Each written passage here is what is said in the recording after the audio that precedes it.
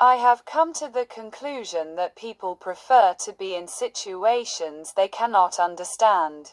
Many years ago I had an LP by Robert Fripp called God Save the Queen.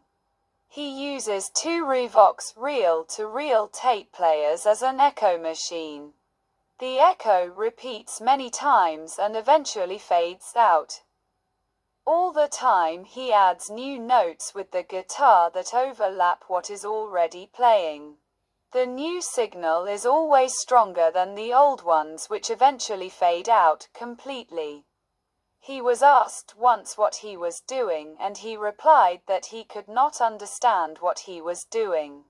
He said that if he had understood it, then perhaps it would not have been so interesting.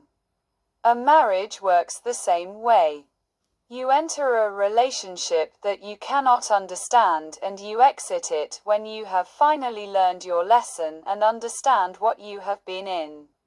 By the time you understand it, you are already out. It is the same with art. You are drawn to paint something that is beyond your reach, beyond your field of experience, and beyond your ability to interpret and understand. I painted for a whole year all the time every day, but now I have stopped.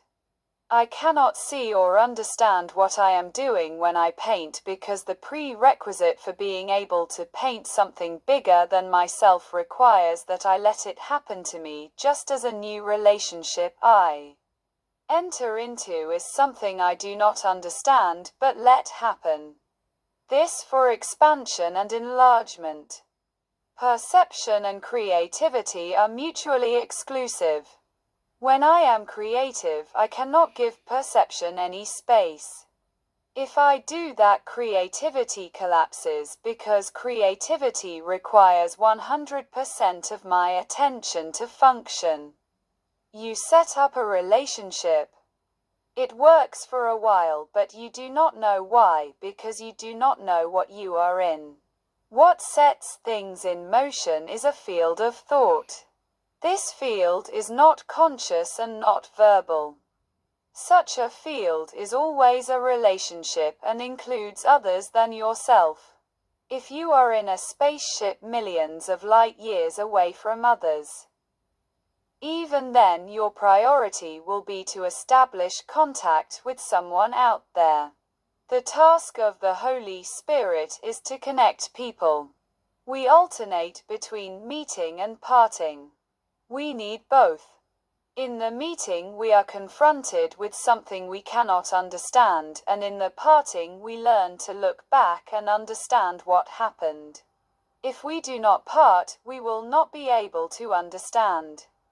This is what makes people in relationships blind and unable to see what they are trapped in. People who do not want to understand want to stay in relationships so that they do not have to understand. It is the same with painters and writers. As long as you are painting or writing, you do not see what you are doing.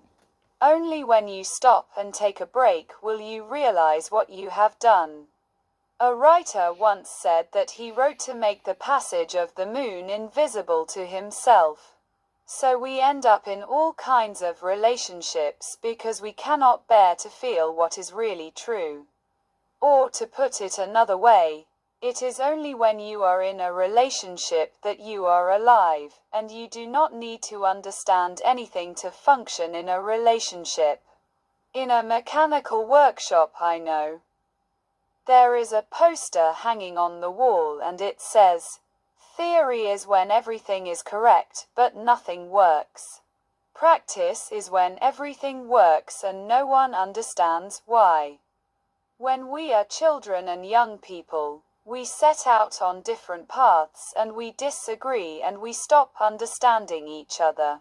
But when we finally meet at the retirement home and talk about life, we all nod in recognition of what is being said. We realize that we are all the same and are going through the same thing. This means that there is actually a common understanding and that communication is a reality. Animals share images telepathically and are much better at communicating than we humans. They share images to participate in the same world. They recognize each other as real and relevant to the whole and unity, while we humans exclude and deny each other. Animals do not tell stories or lie. They only show themselves to others as they are. We humans show each other what we are not. I know many artists because I have worked with artists for over 30 years. Hans Norman Dahl said of me that I am analytical. He said I am even analytical in relation to myself. By that he meant that people are generally critical of others, but avoid putting themselves under the microscope.